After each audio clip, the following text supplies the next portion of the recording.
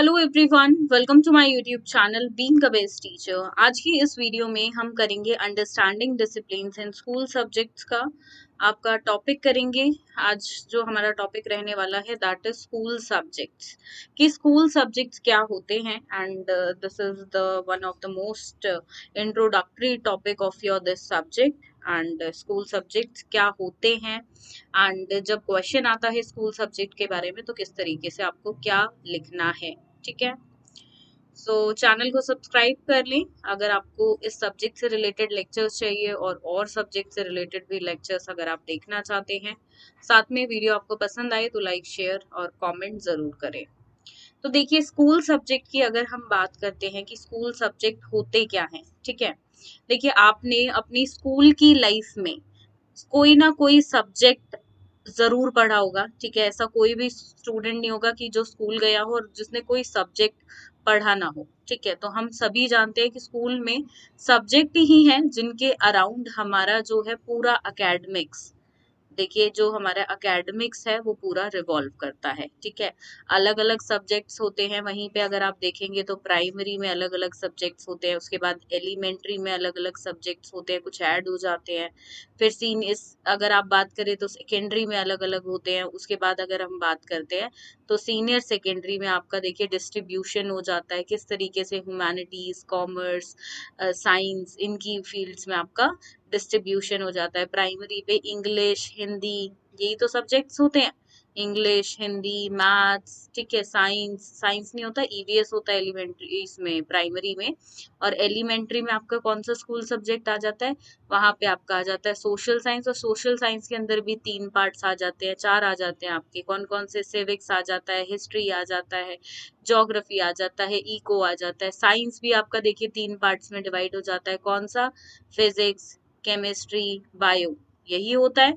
तो इस तरीके से ये यहाँ पर आपके स्कूल सब्जेक्ट्स होते हैं जो आप अपनी स्कूल लाइफ में स्टडी करते हैं। ठीक है, पर यहाँ पे क्वेश्चन ये है, चलो हमें पता तो है स्कूल सब्जेक्ट क्या होता है, पर ये क्वेश्चन एग्जाम में किस तरीके से पूछा जाता है और अगर पूछ लिया जाता है तो हमें लिखना क्या है, तो वही डिस्कस करेंगे इस वीडियो में। So, a school subject is a subject or a field of study as well as branch of knowledge that is taught and researched at school, college and university level. तो देखिए स्कूल सब्जेक्ट क्या है, एक basically ये subject होता है। ठीक है, हर एक जो भी सब्जेक्ट आप पढ़ते हैं उसमें बेसिकली क्या है, वो एक फील्ड है स्टडी की जिसमें हम पढ़ाई करते हैं। एक पर्टिकुलर एरिया होता है हमारा पढ़ने का। ठीक है, जैसे कि साइंस के अंदर साइंस से ही रिलेटेड चीजें होती हैं, मैथ्स के अंदर मैथ्स से रिलेटेड चीजें होती है। तो एक एरिया है, एक फील्ड है, ठीक है, जिसमें उसी तरह की नॉलेज होती है, ब्रांच ऑफ नॉलेज। ठीक है, अ school subject is a subject या फिर फील्ड ऑफ स्टडी जिसमें हम उसी तरह की क्या लेते हैं, नॉलेज लेते हैं। ठीक है, अब बात करें स्कूल की तो स्कूल में टीचिंग लर्निंग होती है उस पर्टिकुलर सब्जेक्ट की। ठीक है, तो branch of knowledge that is taught and research, या रिसर्च की जगह आप लर्निंग भी लिख सकते हैं यहाँ पे, इजी वर्ड्स में लिखना चाहे तो। एट दी, क्योंकि बच्चे देखिए यहाँ पे क्या करते हैं, लर्न करते हैं। ठीक है, उसमें बहुत सारी रिसर्चेस करते हैं। और कोई भी अगर आप स्कूल सब्जेक्ट देखेंगे, देखिए हर दिन उसमें कुछ ना कुछ नया ऐड होता रहता है। ठीक है, कभी करिकुलम में कुछ ऐड होता रहता है या किसी टॉपिक में कुछ चीजें ऐड हो जाती है। ठीक है, तो क्योंकि वो रिसर्च का पार्ट है, डेली दुनिया बदल रही है, चीजें बदल रही है, तो एनहांस भी चीजें होती रहती हैं। ठीक है, अब देखिए जो स्कूल सब्जेक्ट है वो आपको स्कूल में भी देखने को मिलेंगे, कॉलेज में भी। ठीक है, कॉलेज को हम बेसिकली यहाँ पे हायर स्कूल बोल देते हैं। ठीक है, हायर स्कूल में भी देखने को मिलेंगे, यूनिवर्सिटी लेवल पे भी देखने को मिलेंगे। ठीक है, इनको देखिए कॉलेज और यूनिवर्सिटी लेवल पे कई बार हम डिसिप्लिन या एकेडमिक डिसिप्लिन के नाम से भी बोल देते हैं। तो डिसिप्लिन और एकेडमिक डिसिप्लिन का कॉन्सेप्ट हम पढ़ेंगे अपने अगले लेक्चर में। ठीक है, तो उसके लिए चैनल को सब्सक्राइब बिल्कुल करें, इसको डिटेल में और अच्छे से करेंगे जो कि आपके इस सब्जेक्ट के one of the most important topic है। ठीक है, so a school subject refers to an area of knowledge that is studied in school. ठीक है, it can be called learning tool और the criteria by which we learn. तो इसको क्या बोला जाता है, इसको बोला जाता है एक लर्निंग टूल है, ठीक है, क्योंकि हम एक सब्जेक्ट में बहुत कुछ लर्न करते हैं, ठीक है। अदरवाइज देखो, अगर सब्जेक्ट ही नहीं होगा तो हमारे पास लर्निंग का कोई साधन ही नहीं होगा, कोई टूल ही नहीं होगा, ठीक है। या चीजें मिक्सअप हो जाएंगी, जैसे कि सब कुछ कोई भी कॉन्सेप्ट है उनको एक एरिया में स्पेसिफाई नहीं किए गए हैं, सब कुछ का मिक्सचर है, तो बड़ा हौच पौच हो जाएगा। इसलिए उनको उनके एरिया और ब्रांच के हिसाब से नॉलेज को डिस्ट्रीब्यूट करना बहुत आवश्यक है, right. Okay, so more precisely subject are the parts into which learning can be divided, ठीक है। तो सब्जेक्ट्स क्या है जिनमें हमने लर्निंग को डिवाइड कर दिया है डिफरेंट डिफरेंट एरियाज में, ठीक है।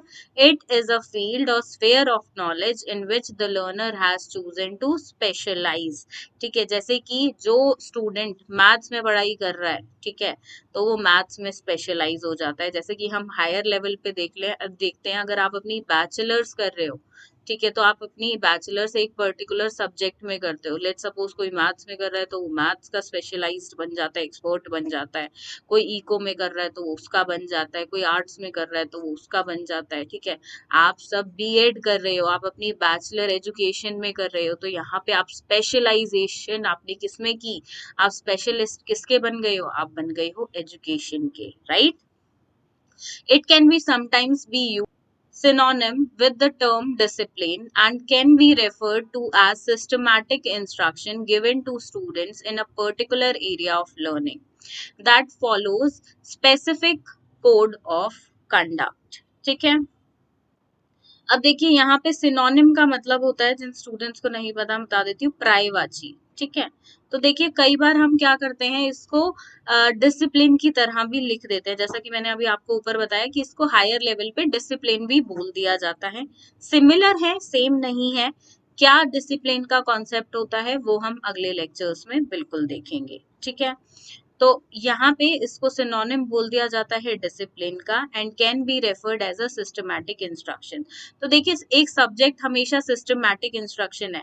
अगर आप कोई भी टेक्स्ट बुक उठाकर देखते हैं और उसका इंडेक्स अगर आप देखेंगे, तो वहां पे आप देखेंगे कि जो लेवल होता है स्टूडेंट्स का, वो लो से, देखिए पहले उसको इजी चीजें बताई जाती है फिर हाई जाता है, ठीक है। मतलब क्या होता है, इजी टू डिफिकल्ट होता है, ठीक है। ऐसा नहीं है पहले डिफिकल्ट चीजें डाल दिया, कहीं पे कुछ भी डाल दिया, इस तरीके से नहीं होता है। इजी, डिफिकल्ट, इजी, मॉडरेट और फिर डिफिकल्ट डाला जाता है, ठीक है। बीच में मॉडरेट भी डालते हैं। मॉडरेट क्यों डालते हैं यहाँ पे बीच में, ताकि देखिए बच्चा धीरे धीरे डिफिकल्ट की ओर बढ़े, उसकी जो स्पेशलाइजेशन है वो धीरे धीरे अच्छी हो, ठीक है। एकदम से अगर बहुत लाइक हम पढ़ा देंगे स्टूडेंट्स को मुश्किल चीजें, तो मे बी उसका तो इंटरेस्ट ही चला जाए उस सब्जेक्ट में से। तो बहुत इंपॉर्टेंट है धीरे धीरे डिफिकल्टी लेवल बढ़ाया जाए, सही बात।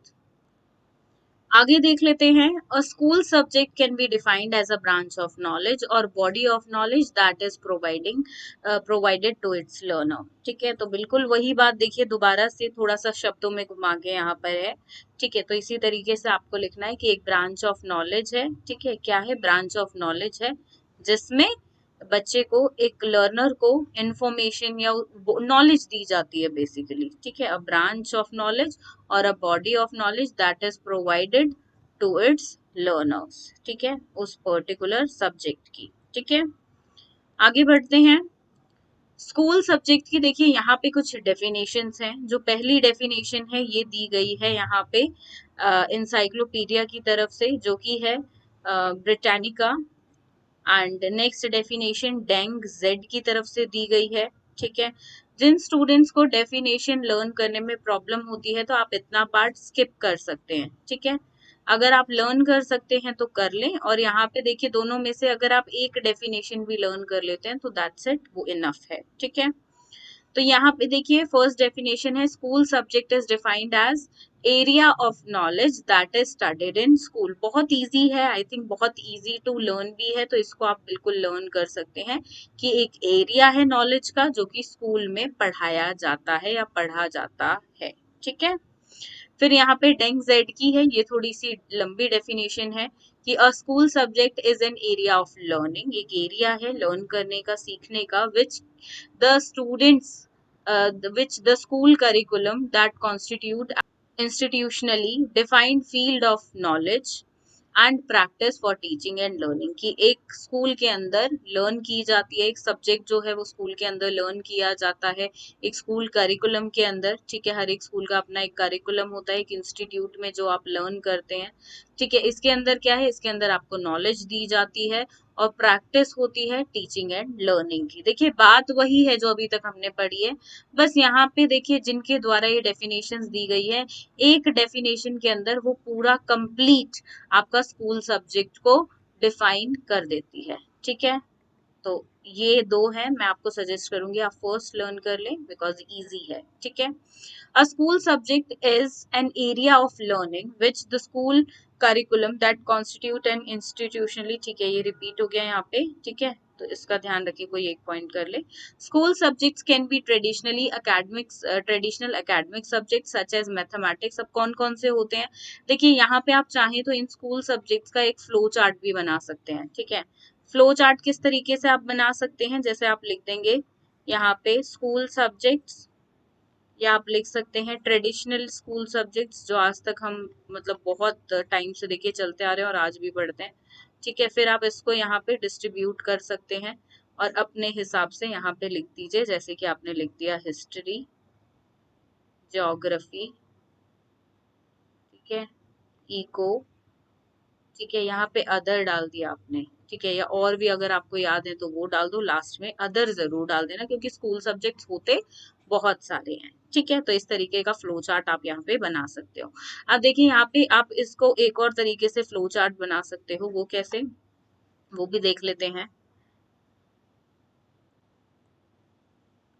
Just a second.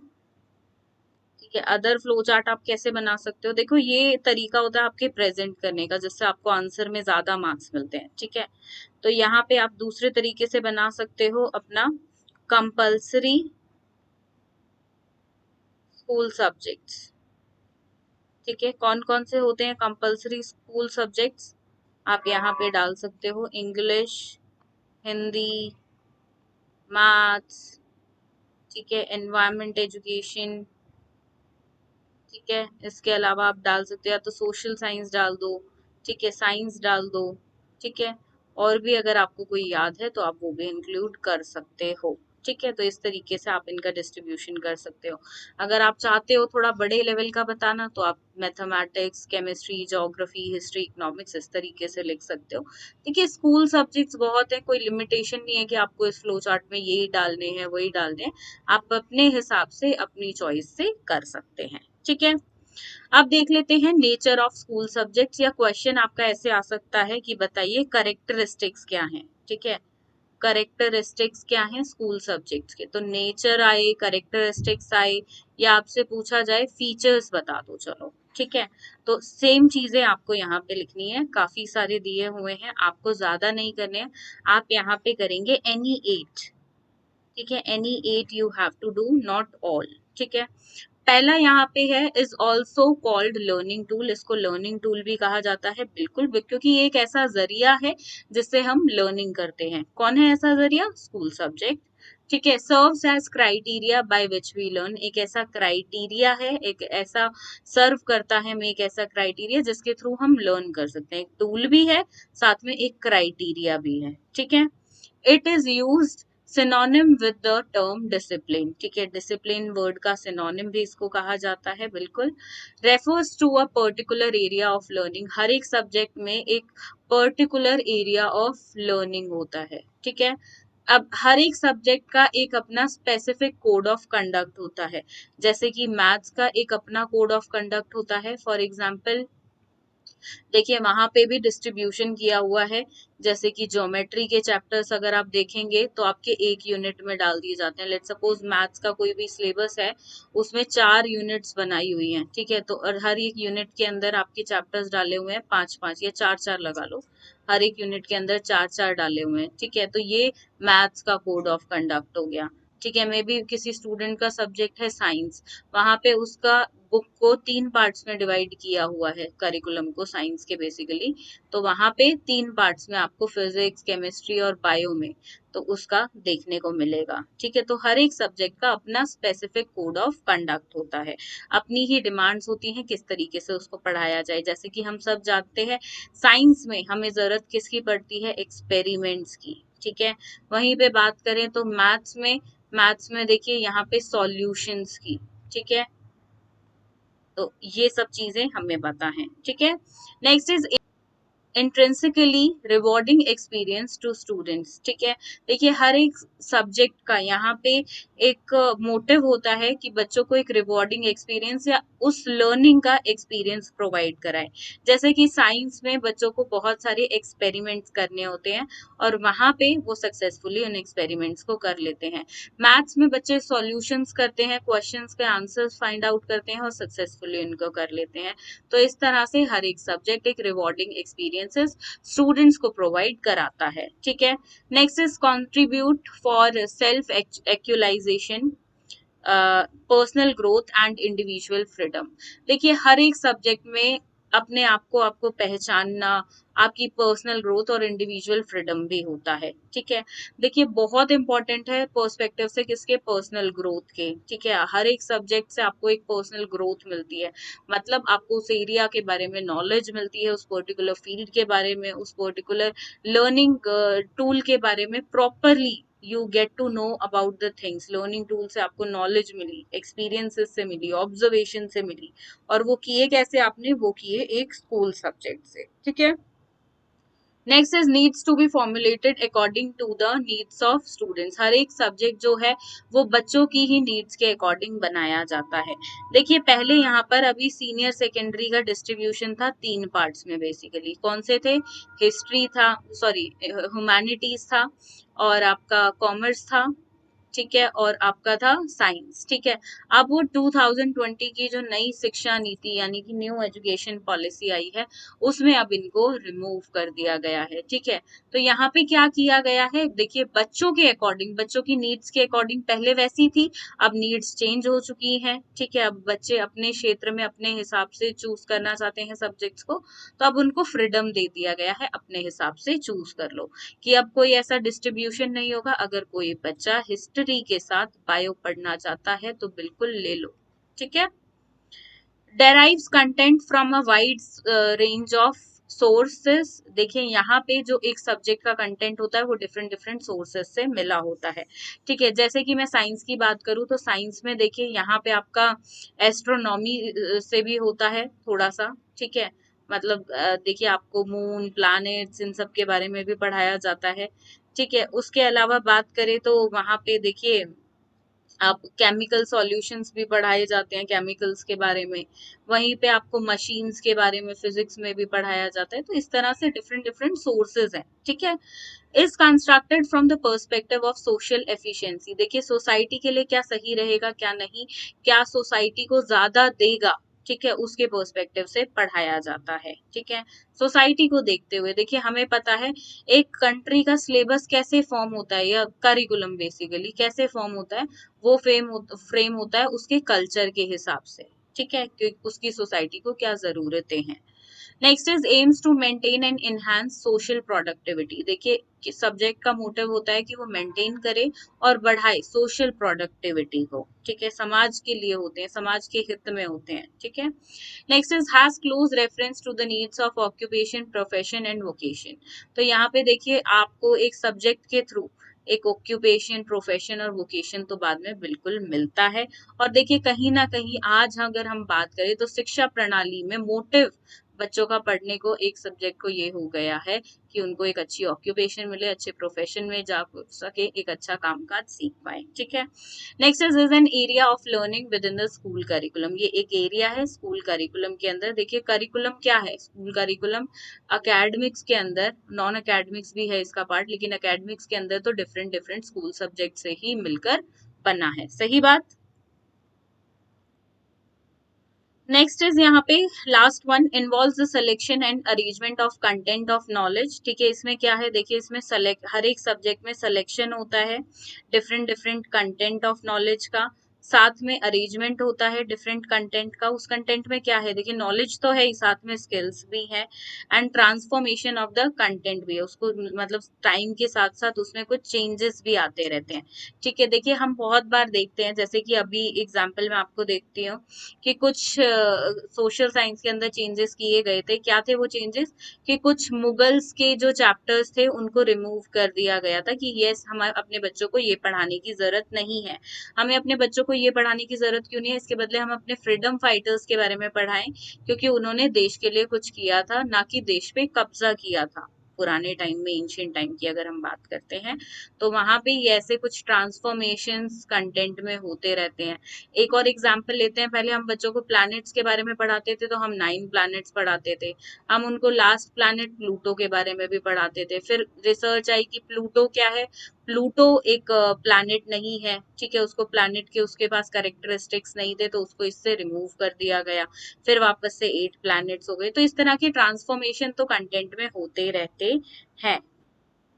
आप इसको फीचर्स के नाम से भी बोल सकते हैं, क्वेश्चन आपका ऐसे भी आ सकता है, या करेक्टरिस्टिक्स। ठीक है, पर पॉइंट्स आपके सेम जाएंगे। ठीक है, तो ये था आपका टॉपिक स्कूल सब्जेक्ट्स का। आई होप आपको ये लेक्चर क्लियर होगा, आपको समझ आया होगा। यस, स्कूल सब्जेक्ट्स क्या हैं, देखिए पता तो हमको होता ही है, बट बहुत बार जब हमें चीजें राइट डाउन करनी होती है, क्वेश्चन आ जाता है, लिखनी होती है, तब हमारे पास एक क्वेश्चन मार्क आ जाता है कि किस तरीके से प्रेजेंट करें। तो I hope now you can write, अगर ये क्वेश्चन आता है कि व्हाट आर स्कूल सब्जेक्ट्स या define school subject, what are the characteristics of school subjects, so hope you can write in your exam now. ये video आपको पसंद आई हो तो लाइक शेयर और सब्सक्राइब जरूर करें, बने रहें हमारे चैनल के साथ, क्योंकि हम लेके आते हैं आपके लिए बहुत अच्छी अच्छी वीडियोस, बहुत अच्छे अच्छे लेक्चर्स डेली बेसिस पे आपके कोर्स से related, which is bachelor of education. Thank you.